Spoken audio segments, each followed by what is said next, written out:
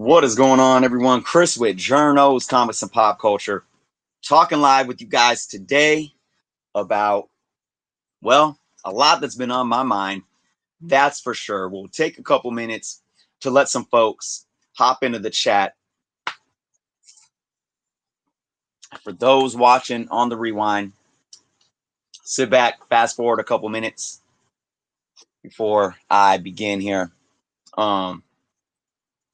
As you guys see on the screen, this is a video that I released a couple days ago. This is one thing I'm going to be talking about today.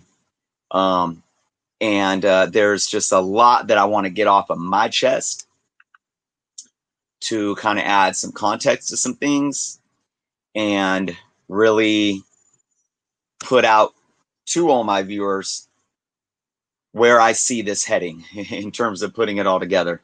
So let's welcome some folks in the chat. Unruly Simeon, thank you for showing up today. Perry Comics, Isaac, what is going on, guys? As I was just saying, a lot to kind of talk about today, but I'm going to keep it kind of condensed. I want to streamline where my head is at with a lot of these things, because these are going to be things that I think for myself, I'm going to be focusing on a lot in the near future. Manny the Comic Collector, what is going on? Yeah, anyways, I'm not going to dive too much into this. I want to answer any kind of questions or, give a chance to have people put their input on, talk about those and discuss those a little bit today as well. But I'm just going to be kind of hitting the surface on some of these things that I've been talking about. And I posted a little video clip on Instagram yesterday talking about how I really feel we're at a pinnacle point in time when it comes to the comic book industry, and where we are moving forward as collectors and as an industry itself, and how everyone is playing their part right now. And I feel that everyone's part is extremely, extremely crucial and valid. This goes to the simplest things in terms of how we collect and what books we buy week to week and read at home, or if we're speculating or buying to flip, anything related to where the industry is at right now. And if you guys read in the title, I'm talking about a lot of these things when it comes to industry leaders, so to say, in terms of databases like Go Collector, Key Collector Comics, or, the slabbing grading industry with CGC and CBCS and so forth. So I've been having more discussions with people too, in private, allowing them to share their knowledge with me in terms of where we are at right now and where we are going. I think there's a polarizing effect going on right now. It seems to be that way just in the world in general. I mean, everything is so polarized right now. And I know this COVID pandemic has heightened that to an extreme. It was already polarized before that. But it's affecting comics. The comic book industry is extremely polarized right now. I think more now, maybe ever than ever before. And we know that the 90s were a rough time, but I wouldn't call them polarizing times. I think they were naive times, and we learned a lot from our mistakes as collectors and publishers and with the folks within the industry. But right now, in terms of being polarized, it seems that a lot of people are at opposite ends of saying what is good and what is bad for the hobby, or what is having positive effects and what is having negative effects. And for those that watch my channel, I'm very passionate. Ruben Gomez, Guzman, thank you for joining today. I'm very passionate about certain things that I talk about. I could be doing a video one day, just showing off some books and doing an unboxing, and I always try to have a good positive energy. But then the next day, I can be getting extremely passionate into something that is very important to me. I talked about this before. I think some people can probably take that the wrong way, call me angry or call me harsh and whatnot. But really, it's just me trying to express something that I'm passionate about for the good of the hobby. For those that don't know, I always have good intentions. when it comes to everything that I use my platform for. And I do believe that with this platform, with great power comes great responsibility. I believe content creators on YouTube have a responsibility. And that's why I brought up, again, looking at the title, Go Collect, CGC, Key Collector Comics, all these things that are polarizing. And I want to address those a bit today. So Isaac asked about my press. Yeah, I asked for a return on my press, Isaac, but I haven't heard back from them yet. So we'll see. I'll keep you guys updated on that for sure. But all right, let me get some water, and then I want to really kind of dive into this, guys. I hope, first off, I really hope everyone is having a good day today. I'm doing the best that I can. Represent that Wakanda forever. Rest in peace, Chadwick Boseman. That's gonna be my hashtag all week long. Yep. So let's get into this, guys. Let's dive into the core of what I want to talk about. I'm gonna bring this video up here. Well, actually, before I bring that video up, I'm gonna bring up another video, guys. And that's my video that I did. Well, I did 2 videos addressing key collector comics. And we're going to bring that up real quick here.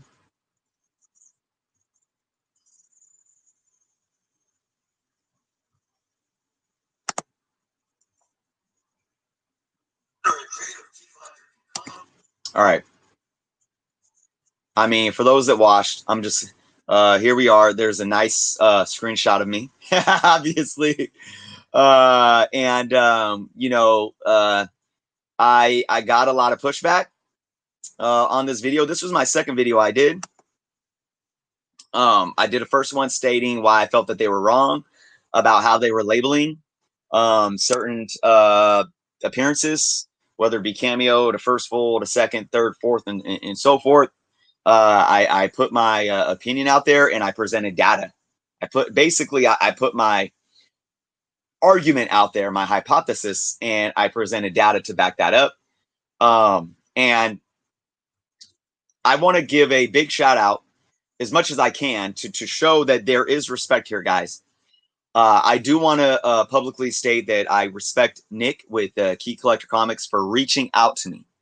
Key Collector first reached out to me on Twitter via another individual's tweet. What's going on, Raider Bear? And I was interacting with this individual saying that this is incorrect. Key Collector is incorrect. Key Collector actually responded to those tweets and had a handful of responses. I think there was a total of maybe like 7 or 8 tweets from Key Collector. We were going back and forth. And he tried to add some context, and he did. And I appreciated that. I didn't agree with everything he was saying. And then finally I said, you know what? This is a situation where I'm going to reach out to him privately. I mean, I appreciated him coming on Twitter and going back and forth with me on a public forum. But to a certain extent, it's like, I don't want to I'm not trying to put him on blast like that. We can have this back and forth privately. There's no need for me to ask him this, ask him that, him answer, and then me reply. So I said, let's go, let me take this privately. So I emailed him, and I came at him extremely respectful. I said, look, Nick, I want to introduce myself. Obviously, I'm the one you've been going back and forth with on Twitter. This was my issue that I have. I want to talk about transparency. I want to talk about why you guys are labeling this, that, why this is this, and, you know, why I might disagree with you. And I told him, I said, look, my intentions are not to blackball anyone. I am about bringing people together and having strong unity within the comic book community and industry. That is my intent. And if anyone wants to think otherwise, come holler at me, because we can talk, because that's not the case. I am not here to blackball anyone. I want to see everyone have the success that they deserve. But I will stand up against things that I either disagree with or I feel are hurting the industry or the collectors as a whole. So I responded to him and I emailed him and I said, I would like to ask you some specific questions that I obviously would share with the public. And this is really bigger than you. I said it's bigger than Key Collector Comics. This is really what I'm trying to do is be an individual that can continue to build off my platform and reach out to other individuals to come together and create sort of a coalition to finally, I don't want to say put an end, but finally get something feasible put into action that can eliminate the misconceptions and the polarizing divisiveness of labels. First, where it comes to first appearance, second appearance, any type of label in the industry, and how we look at how we label and then value comic books, right? So I said that to him, and basically he responded back. I didn't ask him really any questions yet. I just said this is what I'm trying to do. He responded back and gave me a lengthy reply. And I'm not going to go into all the details. I could bring all this up and show with you guys, but I don't think it's my place to specifically show off publicly our conversation. But basically, he replied stating context to why they do some of the things that they do. And I appreciated that. Like I said, some of it allowed me to understand some things more. Some of the things didn't do anything, and I still disagreed with him. Nevertheless, I felt he was being very open and transparent, and I responded back again and said, thank you so much for taking the time. So now that I see that you're willing to take the time, here are my questions. I asked him 4 questions. Actually, I'm gonna share those with you. I am gonna share those with you guys. I'm gonna share the questions that I asked Nick with Key Collector. Okay. Now, this was about a week ago. I'm not going to bring them on screen. I'm just going to read them with you guys, okay? Apple, what's going on? Hey, Apple, I saw that you posted. I started watching your a little bit of your podcast this morning, but then I had to hop on another video call. So, Anthony, what's going on? All right, guys. So this is basically, I said to him, I said, I appreciate the time and effort to create this dialogue, right? I said I might not agree with you 100%, but I appreciate the commitment to the community. Oh, also, I'm going to put this out here too. Okay, so first off, one of the arguments was that the industry standard and precedent for Punisher's second appearance is Amazing Spider-Man 135. It's recognized, okay? Amazing Spider-Man 134, Punisher has a cameo appearance where you see his boot and his gun in a couple of panels, and then you see his face on the last panel of the page. Key Collector is arguing that that's his second appearance, and they're arguing that ASM 135 is his third. I disagree 100%. But what I do appreciate, there was nothing adding context on their website under ASM 135. They did go back. He listened to me, and he went back and added context under 135 and said the industry recognizes this as his second appearance, but we feel that I don't think he said we feel, because that's more of an opinion, and that's the approach I want Key Collector to take, and they haven't yet. They said, but it's not. It's his third, even though industry recognizes it.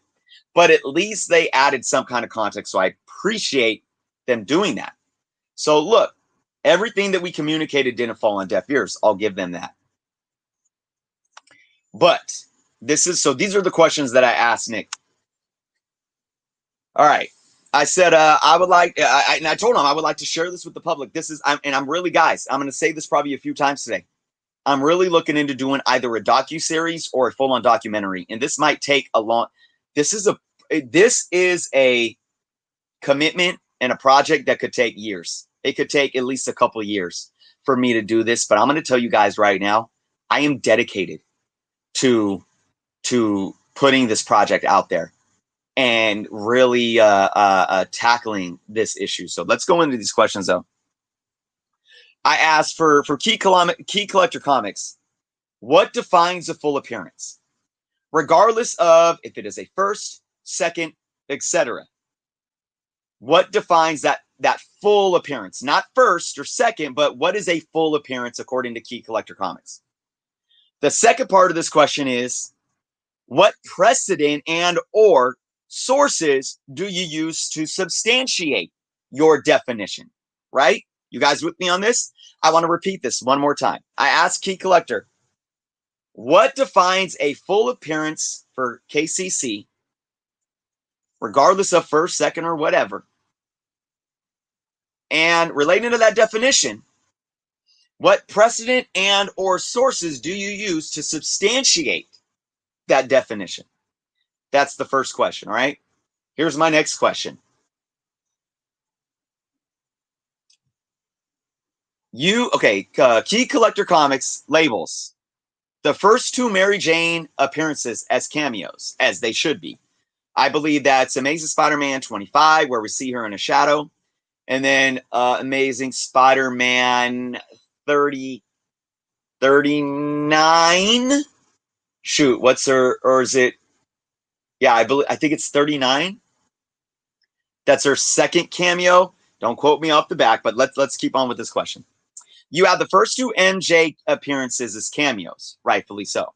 But when she is in the last panel on ASM 142, that's all we see her in ASM 142. You see her in the last panel and she does her face it, tiger, you just hit the jackpot. You call that her first full appearance. In ASM 143, her second full appearance. Interesting enough, you coin Hulk 180 as a first cameo of Wolverine, and ASM 299 as the second cameo of Venom, yet those appearances of Wolverine and Venom are full pages with face, name, and word bubbles. What makes ASM 42 a full appearance of Mary Jane if you are still calling the 180 and 299s cameos for Wolverine and Venom? You already recognize a full character face reveal and talk bubble as a cameo for Venom and Wolverine. Why not for MJ? And again, this is contrary to widespread industry precedent and standard that ASM 42 is indeed Mary Jane's third cameo appearance, and issue number 43 is her first full appearance. Bishner, what's going on? Collect Chaos, Varangian, Copy Breath, what's going on, guys? All right, so what I want to make sure that was clear. This is troubling for me because there's no consistency. Okay? Mary Jane Watson appears in the last, I don't even think it's half of a page, or I would say half a page. Mary Jane Watson appears in the last panel on the last page of Amazing Spider-Man 42 and says, face the tiger, you just hit the jackpot. Key Collector Comics labels that her first full appearance. But we see Wolverine in a full page. Is it a full page or is it 3/4 page? On the back of 180, full body with word bubbles. And I think it's the first time he says bub. He's like, hey, get ready to throw down to Hulk, right? But that's the cameo. We see Venom full page on the back page of 299 of Amazing Spider-Man. Key Collector calls that a cameo. Why is Key Collector calling Amazing Spider-Man 42 a full appearance of Mary Jane? It's wrong. One way or the other, they're wrong. Whether they believe that a face reveal and a word bubble to their standard is a full appearance, if that's the case, that means Amazing Spider-Man 299 is Venom's first full appearance and 300 is his second appearance. That means that Hulk 180 is Wolverine's first full appearance and 181 is his second appearance. So do you see what I'm saying, guys? Regardless how you want to define the terms, Key Collector Comics is wrong according to themselves because they are inconsistent and contradicting themselves. Let's go on to my next question.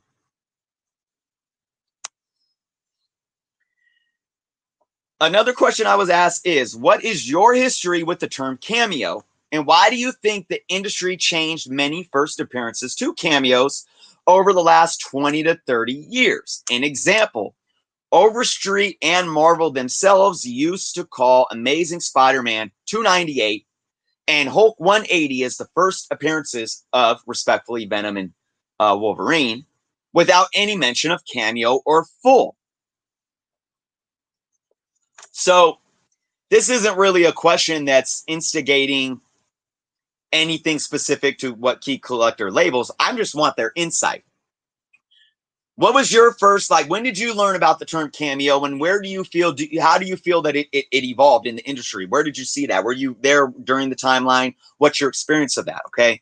So that just provides context in terms of, you know, how the industry has evolved with these labels. What is your take on that? All right. And next question. This is my last question is, it seems that a key collector refuses to acknowledge any character appearances as a cameo if it is released after a first full appearance. This is contrary to widespread precedent and industry standard. Why is this so? And again, I'm not, you know, when I say KCC refuses, I'm not like trying to point a finger and be rude. I'm just saying they do. It's just a fact. They refuse to see any appearance. If a character has had a first full appearance and they make a cameo appearance after that, they refuse to see it as a cameo and they label it another full appearance. And they put a number to it: second, third, fourth, fifth. And I remember in the tweets, Nick said that people don't count. We stop counting. We stop counting after the first appearance, but that's not true. That's not true at all. Precedent says that collectors care about chronological appearances up to probably about the fifth appearance.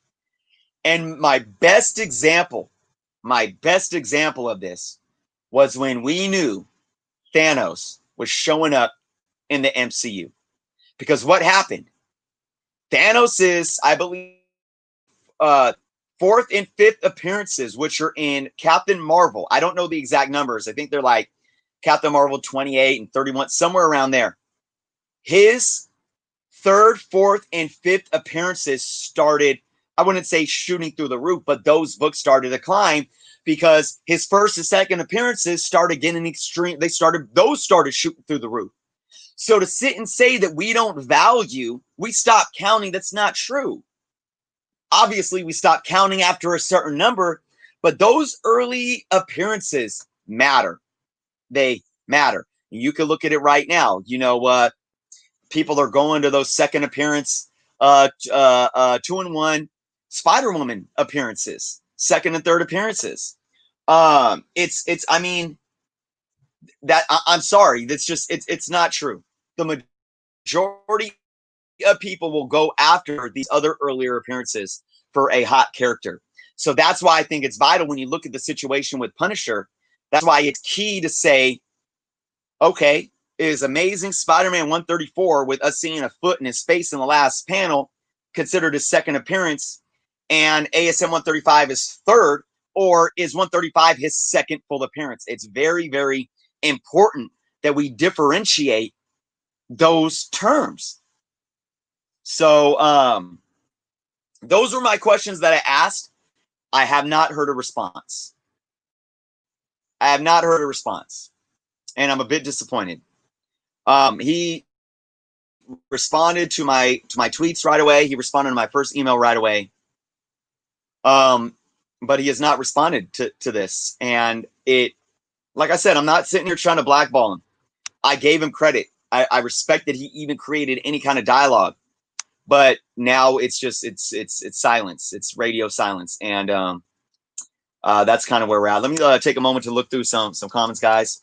Mandy says misinformation drives me nuts. Example: Key Collector claims Batman 6 New 52 is Court of Owl's first appearance, but if he bothered to read the book, number 4 is clearly the first appearance. Wow. Let's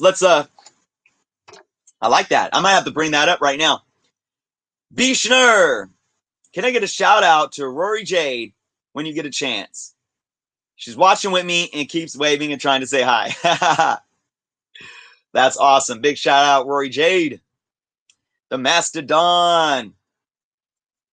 Oh, I appreciate it. Just says he doesn't like seeing me agitated. Believe me, guys. Like, look, and I had, that's why I made the second video addressing the key collector issue, because it's like, I don't know. I mean, agitated. I'm not angry, right? But look, it's still fun to me. I mean, hey, what's not that I thrive off of drama or controversy at all, but I have a passion to really get to the bottom of a lot of this stuff. I really do. So that's what it boils down to. V, what is going on, V? Apple says he recalls around 2003, 2005, Cameo really started to pick up. I have a lot of, I've gotten a lot of context that the term cameo was around possibly early as the 70s in comic books, but it wasn't used as a defining term. That's what I've heard from some older heads. And yeah, Apple, I think what personally, well, I think it really started changing in the 90s with the advent of the internet, for one, and the how we receive information. I think Gambit's controversy kind of helped spark a evolution in terms of how we coin these terms. Like, okay, we really got to figure out how to differentiate these things. And I think once CGC came into the game, it really changed it, because now you had a third party company, but that provided this industry recognized certification process. And for a industry recognized certification, you have to have your data and your information concrete. And but yeah, it hasn't been 100% concrete, and it still isn't. But I feel like we've came a long way.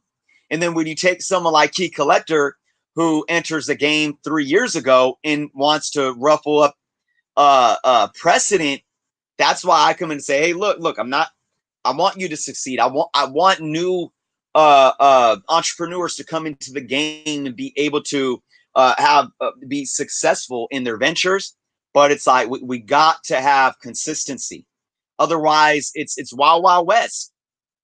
We're lawless.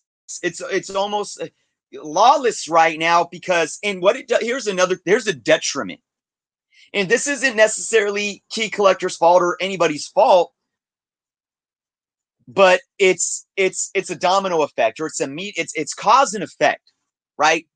It's like it's evolution to a sense, and it's how we evolved and how we reacted to what was going on. The wild, wild west, the lawlessness, has created a narcissistic ego in collectors to sit and say, I'm going to decide what the label of this book is, and how dare you tell me any different. Now, let me put some more context together, guys, and I've said this a lot. At the core, I hate the term cameo. I hate it. So many people argue with me when I talk about holding these people accountable and saying, no, this is a cameo. No, annual 14 of X-Men is Gambit's cameo. No, screw you, F you, all this stuff. Like, dude, my personal opinion, I would call it Gambit's first appearance. I have an issue with the term cameo ever being brought up to have to do with anything in terms of first appearances, guys. But that's my personal opinion. I think the first time we see somebody's face, at least somebody's face, it should be their first appearance. Period. But guess what? That's not precedent, and that's not where we are. My opinion doesn't matter. So if I was to, what if I said that a first appearance, I don't know, I can't even get creative and think of something, but you can't just change the game and not think that it's going to have any kind of detriment, is what I'm saying. And you could be you could go against the grain, and that's good, but you have to be willing to face the pushback, and you have to hold yourself accountable to the actions, right? So that's what I'm doing right here. Even though I believe that cameo was this term that probably should have never been brought up to coin any type of first appearance, Now more than ever, that cameo term is clear. Now again, it's not etched in stone. I want more of a stone etching. That's one of my goals. I want a stone. I want a council. I want a standard. I want a collective, some kind of a community or industry collective that sits kind of like a UN panel, right? And revamps these things as we evolve, or sets the tone every year and so forth or whatnot. That's what I want. But these terms are more concrete than they have ever been over the last 30 years. And I think they're going to continue to get more concrete. But then you have an entity like Key Collector coming in and changing the last 20 years of precedent. So then there's that lawlessness, and it creates these people that say, it's whatever I want it to say, and I don't care what CGC says, or I don't care what Go Collect says, or I don't care what Overstreet says, and I don't care what you say. And not only do they not care about it, but they don't care about it in a way that drives a divide, because we can't act like adults and discuss these things. We resort to being childish bullies, and we name call. And it's like, it's ridiculous. Let's discuss these things. Let's sit at the round table and bring up why we feel like this or why we feel like that. So that's kind of where I'm at with that. Let's get to some more comments. Isn't a cameo in appearance? Absolutely, it is a cameo appearance. Jeff Schultz, what's going on? Chicago. Yeah. My family's from Chicago, but they moved out to Cali before I was born. So, oh, okay. Collecting Chaos says, I'll verify that. I remember using the term cameo in the early 70s, but it just meant a minor appearance and didn't affect the value of the book. So again, I thank you, Collecting Chaos, for bringing this context in. Yeah, I don't think there was any defining element of cameo. It was more like, look, the word cameo has been around for a long time, right? So I'm gonna use my brain here to assume, but it's, I'm not just assuming out of nowhere. I'm gonna assume that folks were probably sitting around, maybe in the comic book stores, or you're sitting around with your friends after you go to the newsstand and pick up your books, and you see a character just pop up on a page, and you're like, oh man, there's a cameo of this character. Who is this character? Or if you knew him, oh, there's because the term cameo was already a defined term that was widely spread, that had nothing to do with comic books. So I'm going to assume that it was just kind of casually used, and it wasn't a defining label. Collecting Chaos further states, my definition of a cameo appearance: an appearance by a character that has no effect on the story. If the appearance is removed, nothing pertaining to the story changes. Absolutely. And we've seen that. We've received precedent basically to that statement from a lot of industry heads over the last, probably more over the last 10 years than ever, even maybe more over the last 5 years. So I would have to really agree with that. And that's why we look at Gambit's, and even though he's technically on like 8 pages, he's in the back in the shadows. He only has word bubbles and 3 panels on like 1 page. If you take Gambit out of that book, it doesn't do anything whatsoever to the story. So it's more arguable to say that, but I'm not here to like really argue about specific books right now. My piece today is much bigger than that. But yes, great point there. G Marie, in my opinion, I believe the market determines what's a first appearance or not. Marvel stated Hulk 180 was Wolverine's first appearance, but 181 is still the higher selling book and the more sought after. Okay, G, and I'm saying this respectfully, you kind of contradicted yourself there. You first stated, in my opinion, the market. What the market is the consumer's purchasing power, right? That's what the market is. Nothing else. The market is how we spend our money, okay? So you first state that the market determines what a first appearance is or not. So if that's the case, the market would have determined that Hulk 181 was the Wolverine's first appearance. Oh, okay, maybe I actually see what you're saying. I see what you're saying now. Okay, Marvel did state 181 was the first appearance for many years, for a couple of decades, right? But what you're saying is they didn't care what the industry defined the first appearance as. The market demanded 181. So maybe that's what you're saying. Even though the industry defined 180 as the first appearance, you're saying that the market said no, 181 is, because we're speaking with our money and wanting that book. Let me know in the comments if that's what you mean. But I'm still going to challenge you here because look, I still think you're a little bit incorrect in terms of your verbiage, because the market didn't determine 181 to be his first appearance. The market determined 181 to be the most valuable book, regardless of what his first appearance truly was. That's how I would word that. I'm going to repeat myself. The market demand didn't change what Wolverine's first appearance was. They didn't change the label of what his first appearance was. They demanded what was more valuable to them, regardless of what the labels were.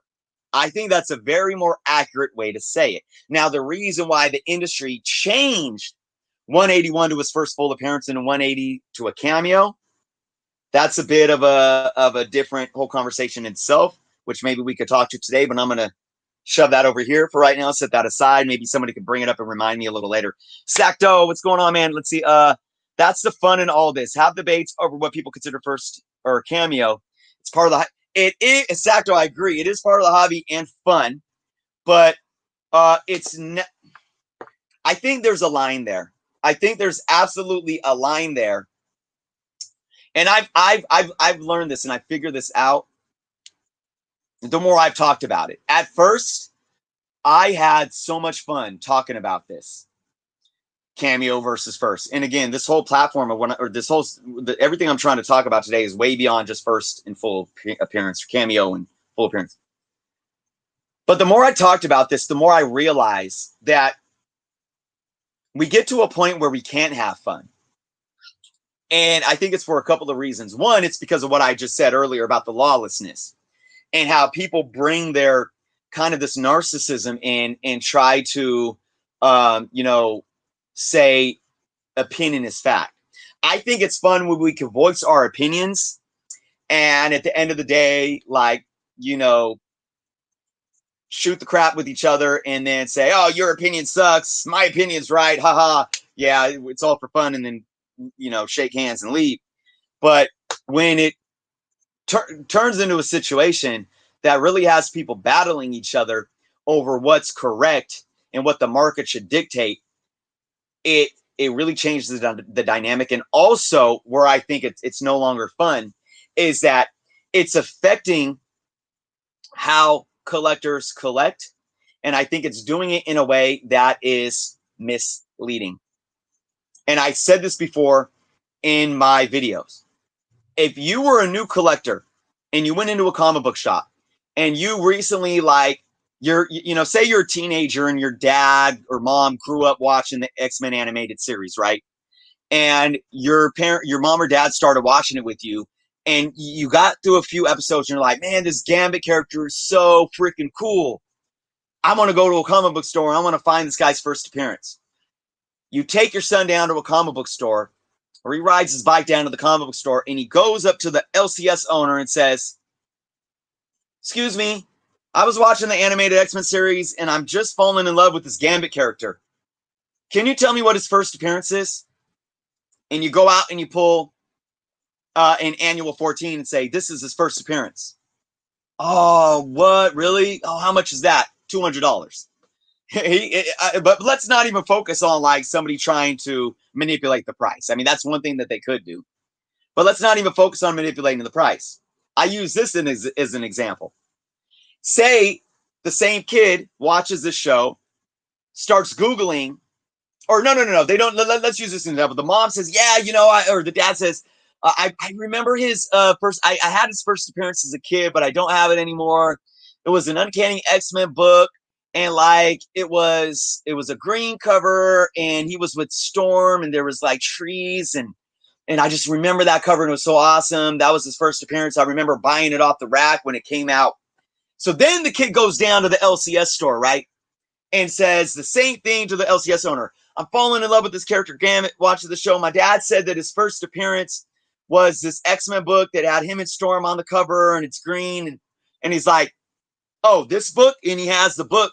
And he's like, yeah, that's the one. I want that book. And he's like, nope, that's his second appearance. Because what does Key Collector Comics state? 266 as his second appearance. They state Uncanny X-Men as his second appearance. So what if he goes into the store and says that's his second appearance? That's his second appearance. You don't want that. You want this one, Annual 14. That's his first appearance. Oh, okay. Sure, let me take that. And regardless of what he pays for it, maybe he doesn't gouge the price, but this kid goes home and now has what he thinks is Gambit's first appearance, and then he starts really getting into collecting. Months pass, and Uncanny 266 starts skyrocketing in price, which it's doing because 2 months ago, 3 months ago, you could find a 9.2 for $100. Now you're not going to find a 9.2 for under like 180 probably. And he starts reading Overstreets, and he starts watching YouTube, and he joins Go Collect, and he joins Cover Street or Cover Price, right?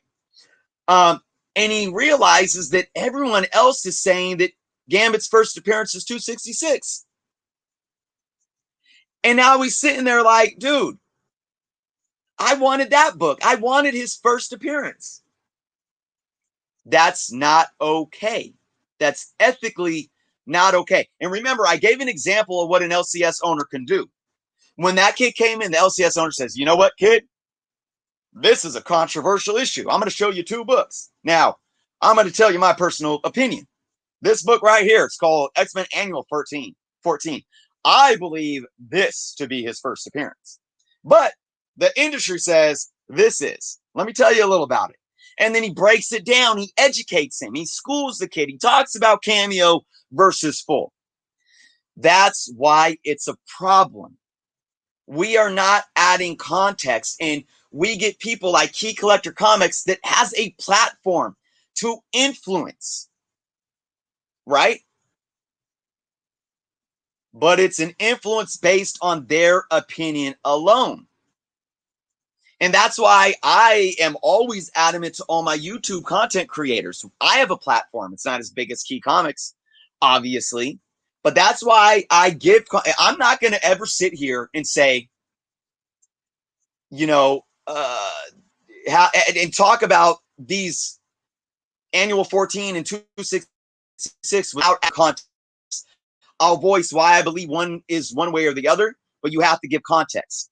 I will never tell a collector this is something without giving context. And that's, to me, what the problem is and what it boils down to. Black Sheep Comics.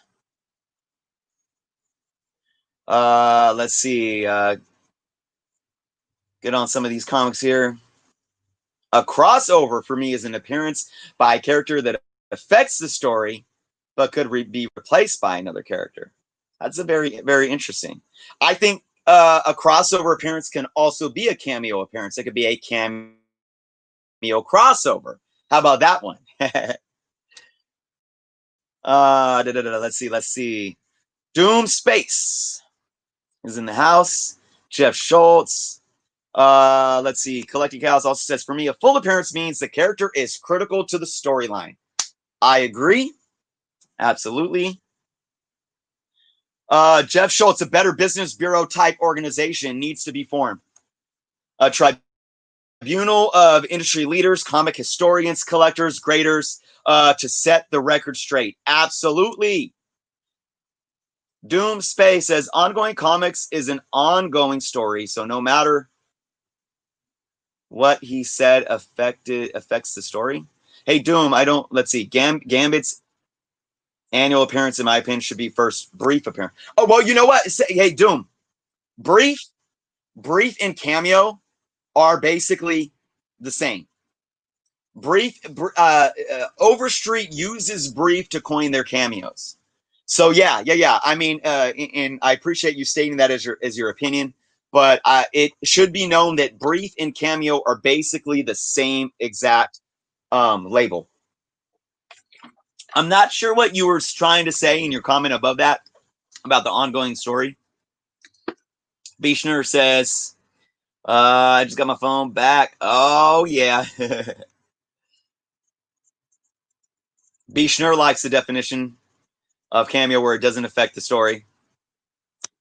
Isaac says everyone is entitled to show their own opinion, and if you want to define that the Punisher's second appearance, then so be it. But you shouldn't put that on his website.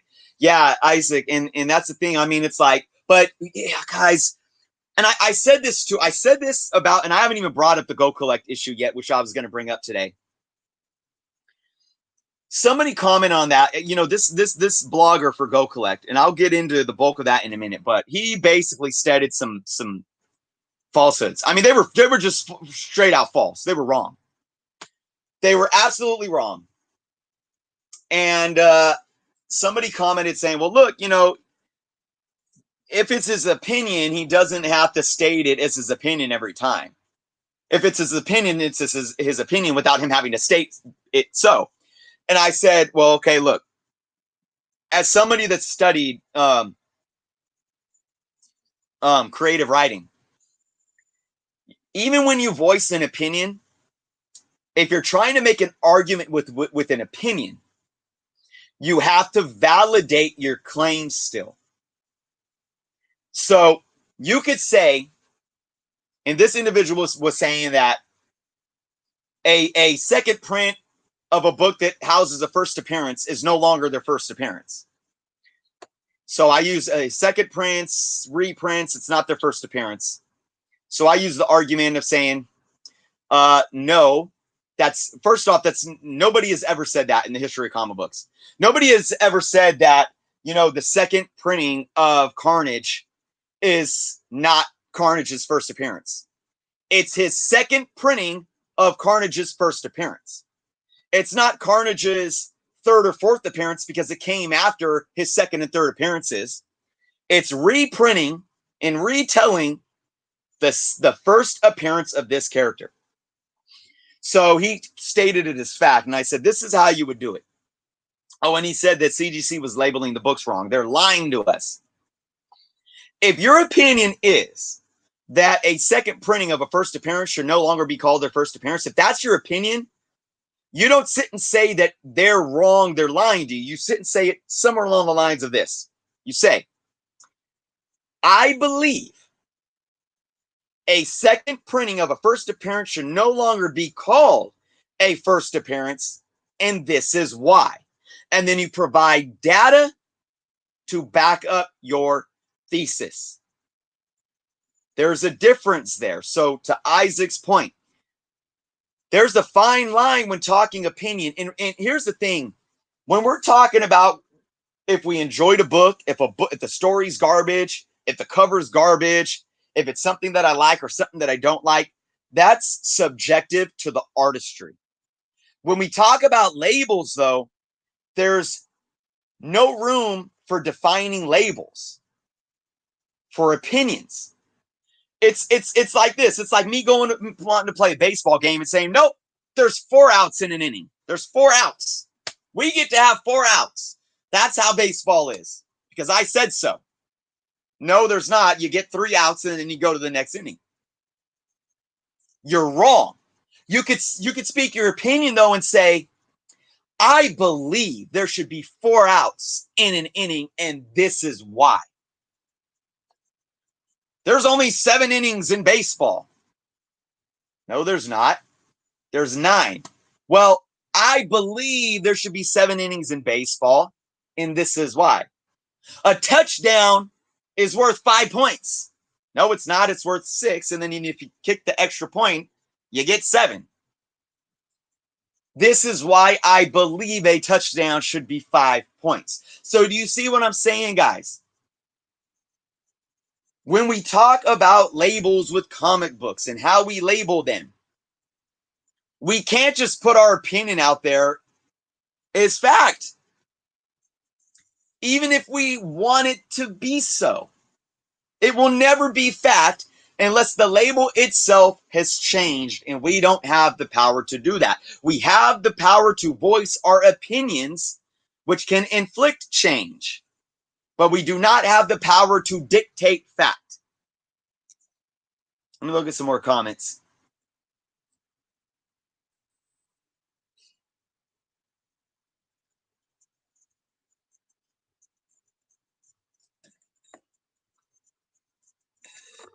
All right, let's see. You guys are just lots of comments, guys. So I got to backtrack. I apologize.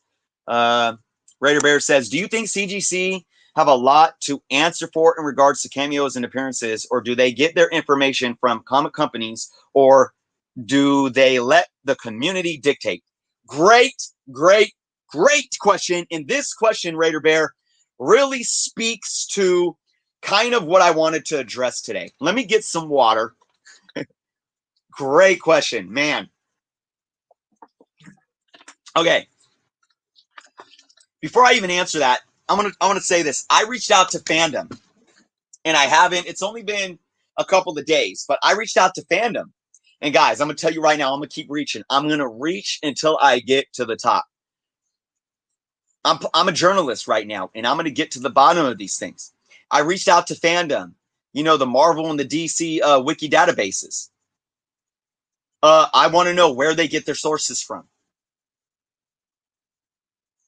I reached out to you guys. If you guys were here earlier in the stream and you heard the questions that I asked Key Collector Comics, how do you validate your source? How do you validate your material? How do you validate your facts? I will be reaching out to Go Collect. I do want to reach out to CGC. I know CGC has a history of not providing any kind of context to anything that they do. I'll reach out to CBCS. We can even talk to Tony with EGS. And as an up and coming grading service, what he sources. I know he uses the Overstreet guide in terms of his 10-point grading system, but yeah, what does he use to label his graded slabs and so forth? So I will be looking into that. And Raider Bear, you pose a great question specifically for CGC. How does CGC label their stuff? And let's look at a book right here, Secret Wars number 8, where they say origin of the alien symbiote that eventually becomes Venom, or how they label Amazing Spider-Man 35, which is over there. Amazing Spider-Man 35, they label it second appearance of Venom. Punisher. So to Raider Bear's question, do they get their information from comic companies? Do they let the community or market demand dictate? How do they do that? And there's no transparency, really. To answer your question, Raider Bear, and this is me hypothesizing, I don't know the facts, but I'm going to assume that CGC has some form of catalog themselves that they go back and reference, whether it be the Marvel Index, whether it be Overstreet, or whether it be the fandom indexes or whatnot. And maybe if they feel the need, they can reach out to individuals within Marvel or DC or even the other. It's not just about Marvel or DC, Image and so forth. I don't know if they have connections that they can communicate with if there's an issue regarding a label. I don't know this. I'm assuming there's something similar to that to some degree. I will say this about CGC, and you could probably say all the other companies like CBCS, including PGX and EGS, that I do believe that their standard of grading has gotten a lot more thorough and a lot more solid. And I say this for this reason. Look at how they handle the virus situation with the Free Comic Book Day issue being put on hold due to COVID and the Diamond shutdown. And now the way that they label issue 26 and the Free Comic Book Day issue goes to show that they're saying, look, we aren't going to, we don't have any, the industry itself, Marvel, the publishers haven't come out and said anything, the writers or the artists or anyone involved on the project itself isn't giving us a clear definition. We're not going to assume. So we're going to state this was meant to be, but it was held and was released after because of COVID and transparency, guys. I appreciate that they've done that. There's other books that if it's not clear, they won't even put anything. And you look at the Terry McGinnis issue with the Batman books in like the mid to late 2000s, whether it's that annual, the Batman Superman annual, or the Batman Superman like 21 or whatever it is. They don't even put anything because there's such controversy there. I appreciate that of CGC. So it goes to show me that CGC is trying to, you know, be extremely have a valid credibility in terms of their labeling to precedent and industry standard. Beechner LCS workers should always be there to help and educate. Absolutely. They're not supposed to be there to think that they're better than you or anything like that. Absolutely. Mastodon remembers when he was first released to the KCC app 3 years ago. It was fledgling, and I thought this is a game changer. A few months later, I realized how much it ditched it. And again, look, guys, I'm not here to hate on Key Comic Collector. I think Key Collector Comic app is look, and I always say this: never use one source, whether you're buying or selling or just trying to educate yourself. Never use one source. The fact, the more sources out there, the better. As long as it's not convoluted with subjective information or subjective data, or should I say objective data, right? So, look, I want KCC to be a valid source, but right now it's a polarizing source. And again, I'll just state it just for the record. I'm not here to knock Nick and his company or anyone affiliated with him. This has nothing to do with Comic Tom. I appreciate what Comic Tom does with his channel. I watch his channel. I'm not here to spew out conspiracy theories.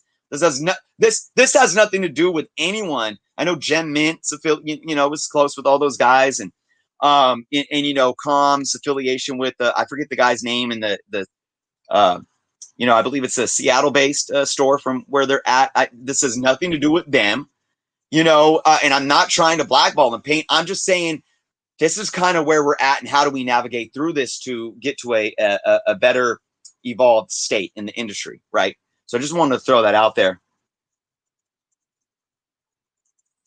Jeff says, what about Eddie Brock's arm? Yeah, it's a cameo. Batman, Superman from London. Funny, I was just talking about Batman, Superman. Wow. All right, Batman, Superman. I just acknowledge you for showing up, but I just read your next comment, and I'm gonna tell you right now, I will not have none of that. I will not have none of that. And I'm gonna be completely honest, I almost want to just block you right now. I did my memoriam live stream for Chadwick, and I know I lost subscribers, and I know I blocked a whole bunch of people that night, and I really don't want to have to do it again. And I'm gonna tell you right now that I'm not even gonna read it. I'm not gonna pay it no mind, but I'm disgusted by that comment. I'm utterly disgusted.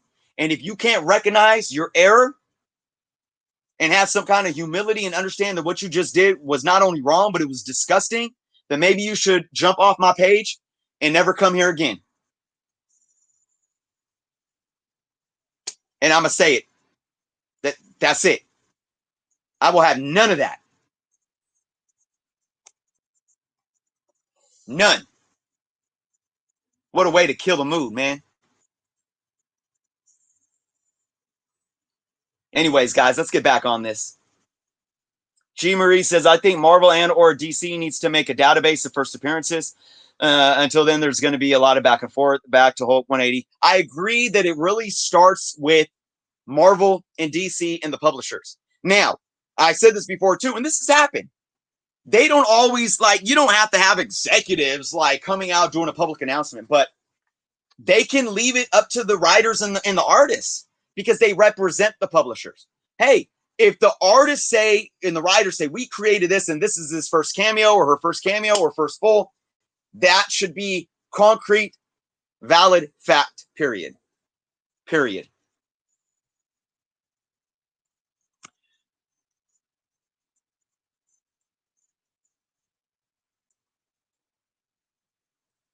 Doom Space says it's all subjective, but maybe cameo should be like the Green Lantern 20 first Jessica Cruz, where it only shows her arm in a panel, whereas brief is where the full character in the okay. So Doom, the thing is that precedent goes to what Collecting Chaos was saying. Precedent goes to the fact that if the character shows up for a partial amount of the pages of the book and doesn't impact the story, it should be considered a cameo. And it's pretty consistent, but there are issues still. I mean, look at Marvel Superheroes number 12, I believe, which is considered the first cameo of Carol Danvers. That's not, it's considered the first appearance of Carol Danvers. No cameo, and it's questionable. She's only on, I think, 3 pages. And I mean, there's a good introduction to her, but it's questionable. It's really questionable. Like, this can kind of be considered a cameo. So I'm not saying that it's foolproof right now, but there is precedent in standard that states that we should know now that just showing your face doesn't mean that it's a full appearance, although that's what KCC says. Collecting Chaos says, here's an example. If I say DC is better than Marvel, I'm putting it out as fact. If, on the other hand, I say it's my opinion that DC is better than Marvel, it's no longer stated as stated imperative. That's true, but I'm going to also say to that, Collecting Chaos, when you sit and say DC is better than Marvel, you don't have to say that it's your opinion because you're speaking on subjectivity, right? It's just like saying I hate country music, or I love country music, or I hate rap music, or I love rap music, or rap music's better than country music. Country music is better than rap music. You don't have to put in my opinion before that. But if you say Tupac didn't sell more records than Elvis, and I hate Tupac, right? And I love Elvis. You may be putting an opinion out there, but you're making a statement that's false. Tupac sold more records than Elvis. So that's a fact. Or, I mean, or you could say, here's another thing where it's like, I don't know, but I don't know. I don't want to dive too much into that, but I get what you're saying. But as well, we do, when we talk about labels and things, we have to be more clear with how we are wording them if it's truly based on an opinion.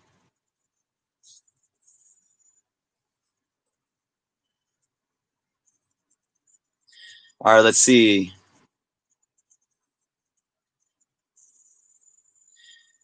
Oh, DC and Marvel should say it, just like Chris said, in 3 outs in baseball. Yes, because MLB says it. Exactly. So Marvel and DC should say it. They should be the ones. Exactly, Apple. Black Sheep says, I said this early, but first virus is Amazing Spider-Man, Free Comic Book Day, but Venom 25 came out first. Yeah, and it goes, Black Sheep, it goes to intent, right? I mean, nobody predicted that there was going to be a global crisis. So that's the thing. It's like, this is something that it was meant to be, right? The Free Comic Book Day was meant to be Virus's first appearance. Therefore it is, so yeah. But like I said, just kudos to CGC for like saying, we're not going to be the ones that dictate that. I'm going to leave that to y'all. Right. So I appreciated that. Myth Lab, what's going on? Collector Cat says, don't get me started on reprints. Kid Collectors in the building. Philly Born. Gia. The original Zilla says Black Panther was awesome. Straight up. Now I'm trying to catch up on these comments, guys.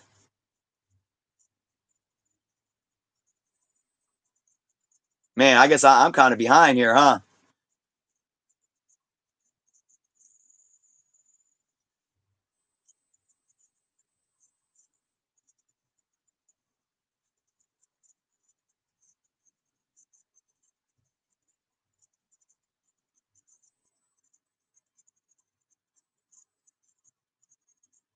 Let's see. Okay, sorry guys, just trying to catch up. All right, Mastodon says I'm not trying to throw shade at Nick, but when contacting him about some issues in the app, I got a very negative response. Wasn't helpful at all. Hey, look, Mastodon, you're putting your opinion out there. It's just look.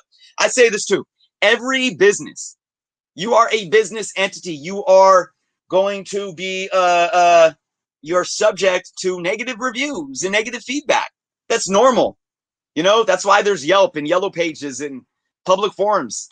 Look, Nick knows that, you know, and the best thing that he can do is take in the feedback, but whether it's positive, negative, constructive, and continue to better his business. And I think he did take in some of what I said, and I appreciate that.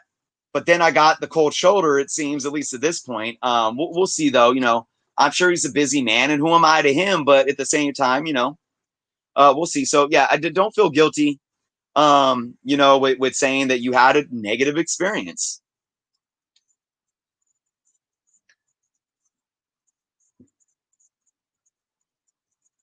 Let's see. Brick Hunter. Brick Hunter's in the building. Brick Hunter, interesting here. He says, I wouldn't want Marvel or DC calling first appearance because it will all be about selling more books. Brick Hunter, you're taking a stand here, but let me challenge you, Brick Hunter. DC and Marvel are a business, right? And what are they in the business of? Selling books. Not just selling books, but selling the most books that they can possibly sell. Unfortunately, it's a business. So, and look, guys, I'm going to state it like this. We want books to sell. We want books to hold value. We want hype. Now, of course, there's depth to everything that I'm saying, and it's not as this black and white. But we want Marvel and DC to make money. Or we wouldn't have a hobby to collecting. Okay, so I just had to say that. Peach Momoka. Are we talking about how she's overrated? I like some of her stuff, but yeah, just the hype is kind of crazy. But look, I will say this: it's good to see a female artist getting a lot more attention. I like Jenny Friesen. I collected her whole variant Wonder Woman run, and now she's doing oh shoot, which one is she doing?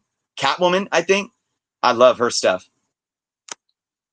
Collecting Chaos says for comics published prior to 1985, there was a series of official indexes published by oh man, I need to take note of this. By ICG that goes into depth for nearly every issue.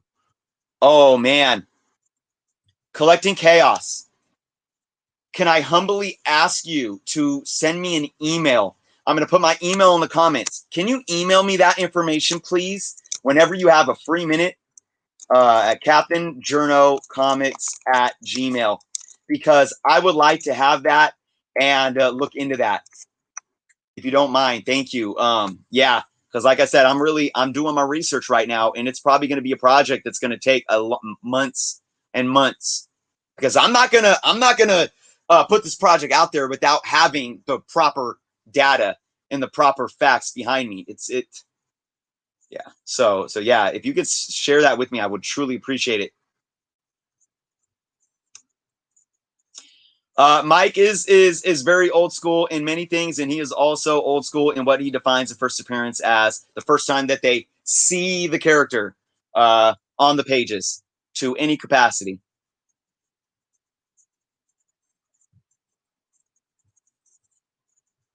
Yeah, yeah. And Mike was saying, yeah. So he thinks because oh well, Mike takes an interesting approach too, and this is probably most people would probably see it as cheating. But I remember the hype. Remember when it was like a couple years ago, and the hype was going about the ad, the Hulk 181 ad that was in, I think there was a couple of books. One of them was Daredevil. I think it was Daredevil 160 something. where Wolverine showed up in the ad before he showed up in the actual stories of Incredible Hulk. So Mike is with that, is stating that's the first appearance. And hey, look, that's fun. It's arguable and it's fun for people to spec on and go try to hunt down. But ultimately, I do think that's kind of cheating because it's taken outside of the story and the actual pages of the book. But hey, Mike enjoys seeing that as the first appearance, if they're in an ad before even the stories, and then hey, indeed. Oh shoot, I just saw a good comment. And Just Rican, what's going on? I just saw a great comment that man, you guys just keep pumping them out. Something about Donnie Cates. Philly Born said, why wouldn't or shouldn't Cates say to a grading company, this is Virus's first appearance or cameo? The writer should say this after the issue and question comes out. I agree 100%. At least somebody from the creative team, right? Because look, especially when it comes to cameo, the writer could have something written out, but the artist can kind of incorporate that new character in maybe a cameo appearance before the character is actually implemented into the writing itself. So maybe it wouldn't be Cates. Maybe it would be who's Stegman's doing is that Stegman or is he just doing cover art? I don't know who's doing the inside art on Venom, but maybe the artist comes and say, look, I actually drew the character in the background on a cameo in this. But to your point, Philly, agreed. Whether it's Cates or the artist or the creative team as a whole, representing Marvel, the publisher, comes out and states, if not to the public, at least to CGC and CBCS or Overstreet and Go Collect and all these entities that provide the proper data. I agree.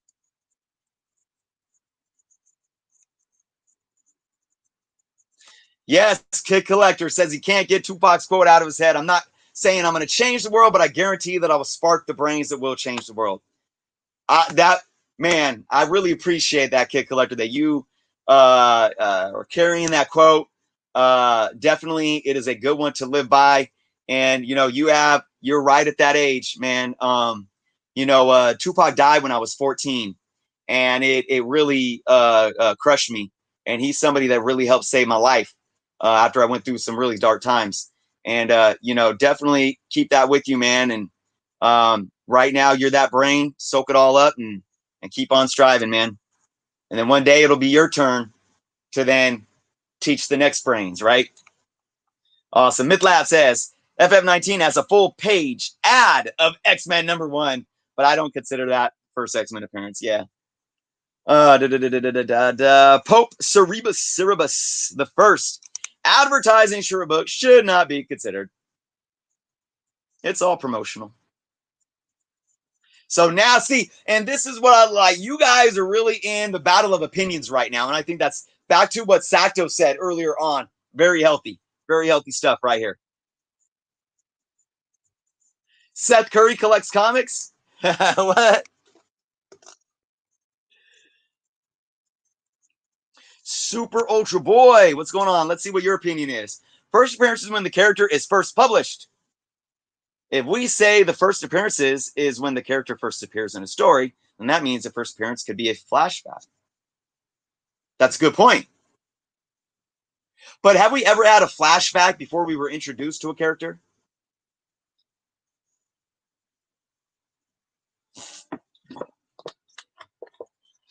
Or are you saying a character that was already introduced later has a flashback, and because of continuity, that flashback is the first appearance?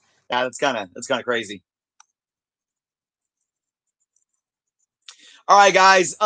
So Ash Crimson, what's going on? Man, I really want to address one more thing before I go today. DC Marvel don't make any money from secondary sales. If they come out and say what is the first full appearance, it would only affect the secondary market. Ash Crimson, I don't necessarily agree with you in full, but you make a great argument. You make a great argument. I don't agree with you in full because of this. If they declared what the first appearance was, either at the time of release or at prior to the time of the release, that higher dollar amount is going to be on the first market. It's not going to hit the secondary market, right? I mean, look at books. Look at books that are well, it, at least in terms of quantity sold, right? And that's what I think is going on with the second and third and fourth printings right now.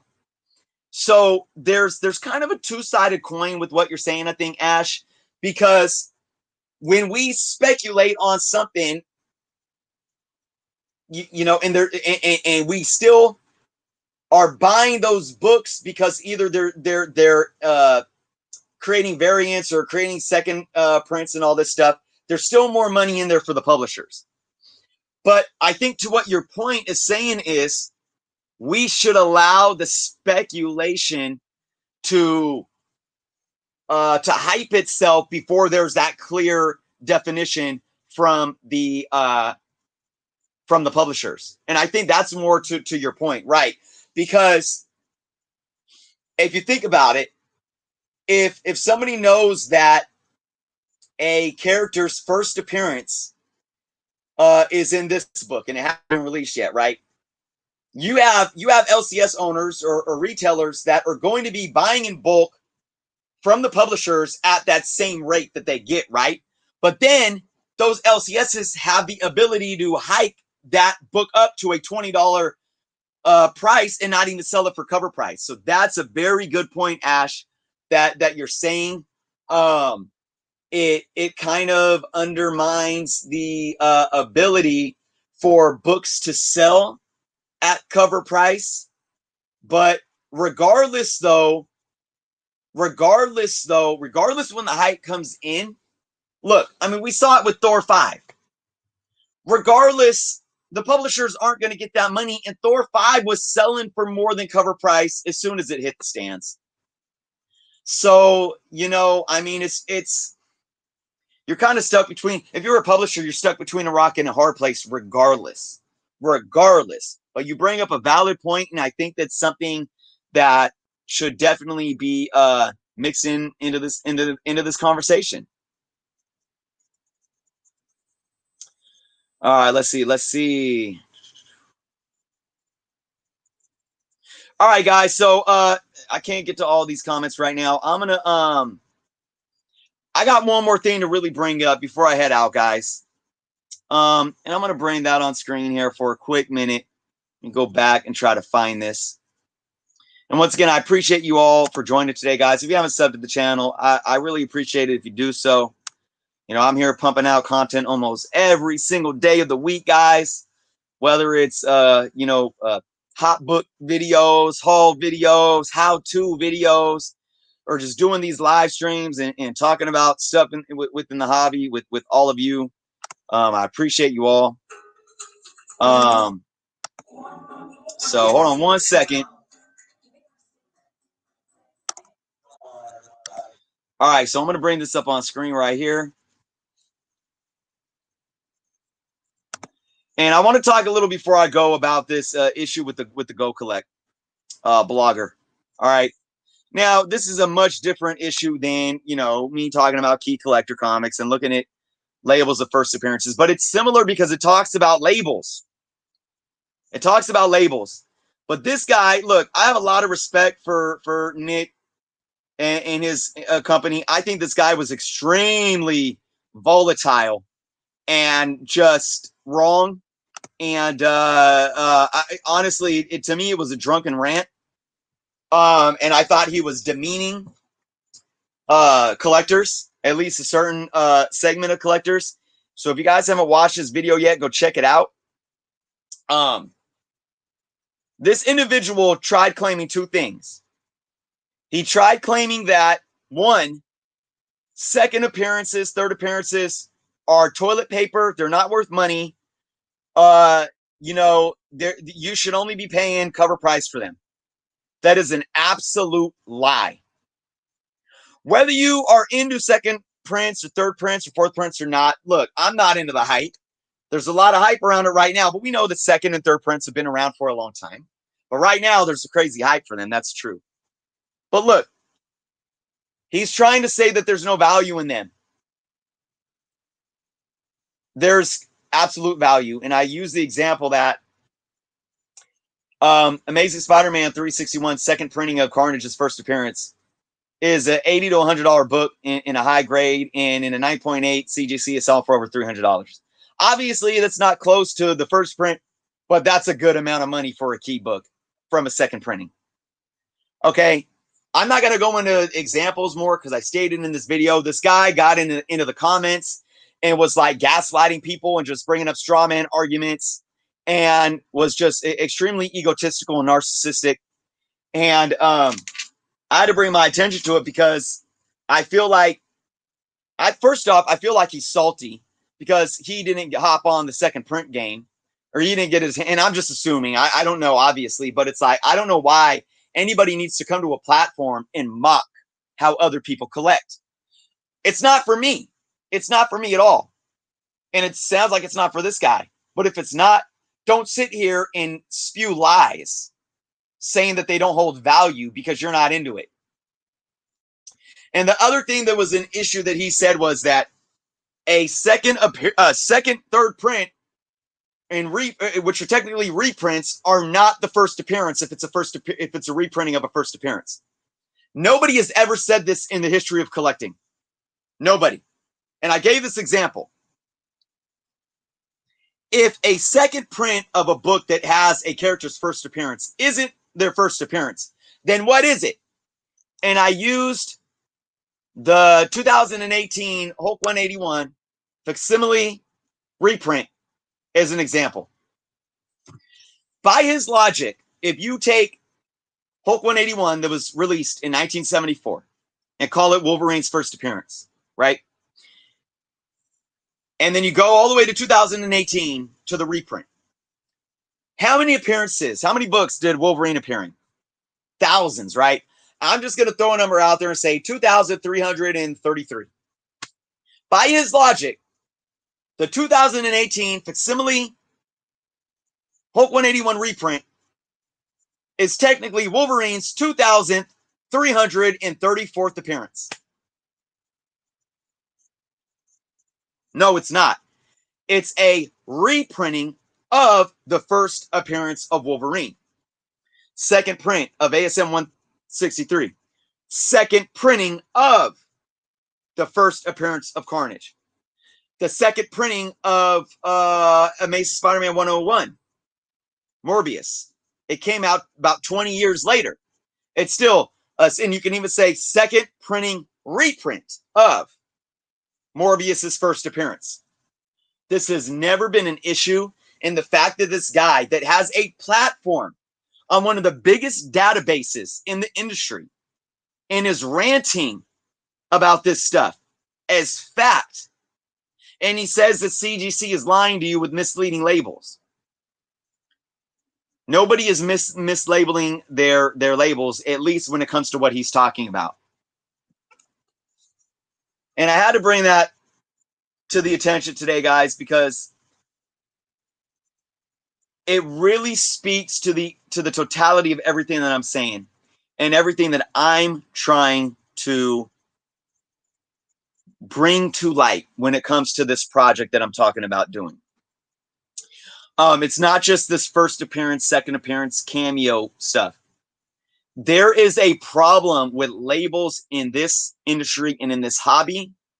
And there is a problem with people that have positions of influence that are using those positions of influence to influence to a specific opinionated agenda while disregarding precedent, industry standard, and disregarding the power of their influence itself and the harm that it can do on the industry. So I think that statement right there is basically my ending conclusion for today. this is, like I said, this is something that I'm going to be talking about a lot. I want to appreciate all you guys joining today. Not not to I value every one of you guys and voicing your opinions, but I do want to say, Collecting Chaos, I really appreciated the some of the precedent and knowledge that you brought to the table today. I want to give a shout out to a couple folks as well. I want to give a shout out to Kingdom Comics. If you guys aren't familiar with Kingdom Comics, go sub them up. We were talking yesterday. You provided me a lot of great feedback and information. I also want to give a shout out to Strange Blade, Strange X Blade on Instagram. Strange Blade is also on YouTube, so go check him out. We had some great dialogue yesterday as well. I'm going to be talking with a lot of people about this over the next coming months. Like I said, I'm trying to reach out to industry leaders like Go Collect, Fandom, Key Collector Comics, CGC, CBCS, PGX, Tony with EGS. I want to, and anyone in the industry, whether it's writers, artist, anyone that's ever worked for Marvel, anyone that's ever worked for DC or even Image or any of those other companies, anybody that's ever worked for Overstreet, I will be doing my due diligence. I will be collecting my data, and I am on this like a detective right now.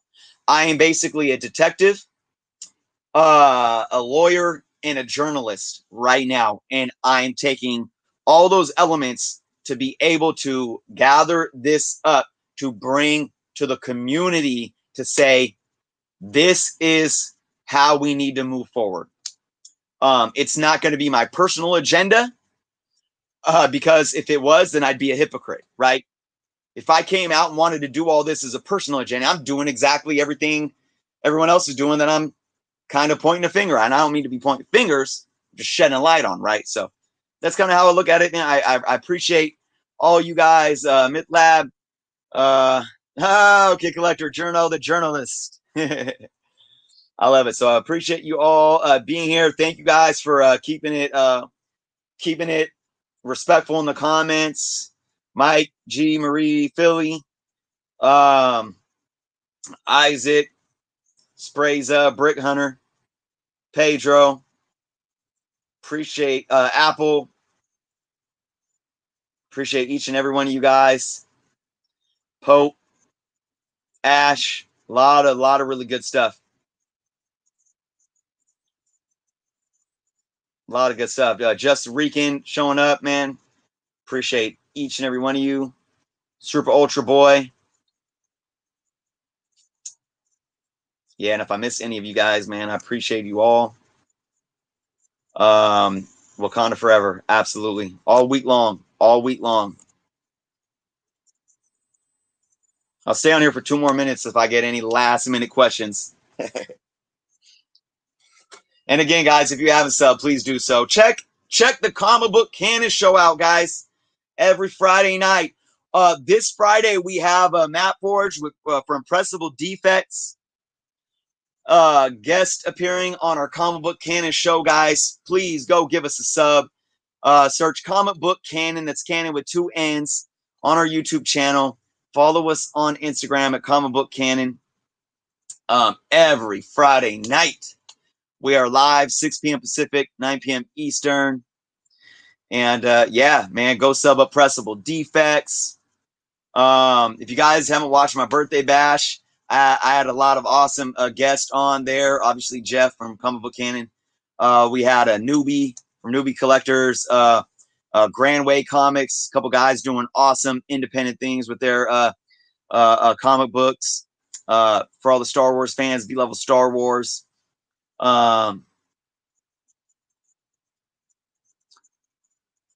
Herminio Reyes, thank you for stopping by. I appreciate it. Tyranny Unit. Jabroni, rest in peace. Absolutely. We lost people in the community this year too. Comic Jabroni, OMG Chris.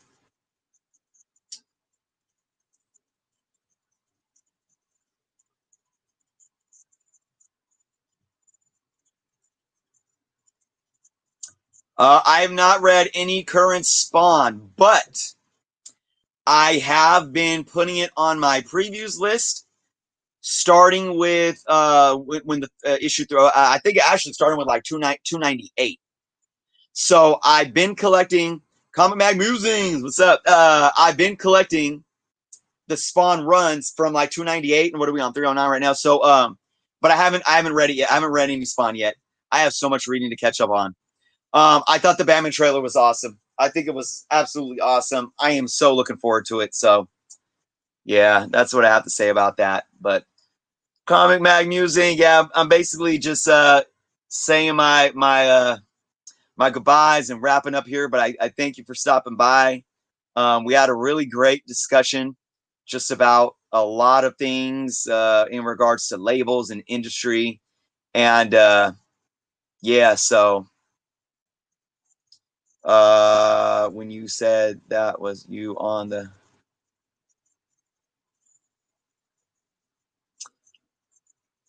boom.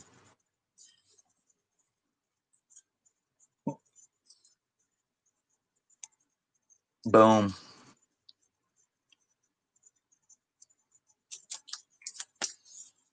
All day, man. I'm still in shock about that. I won't even get into that right now, but yeah, thanks for G Marie, thanks for pointing that out. So yes, watch on the rewind. A lot of good stuff. And again, thank you everyone for your feedback. I appreciate you all. Hope you guys have a good evening. Look out for some more videos this week, and hopefully I will see you all on Friday over at Comic Book Cannon. Guys, be well, be healthy, be good to yourself, and be good to each other. And like our good friend OMG Chris always says, collect what you're passionate about. Keep doing you. Keep the love there for the hobby. I appreciate you all. And until next time.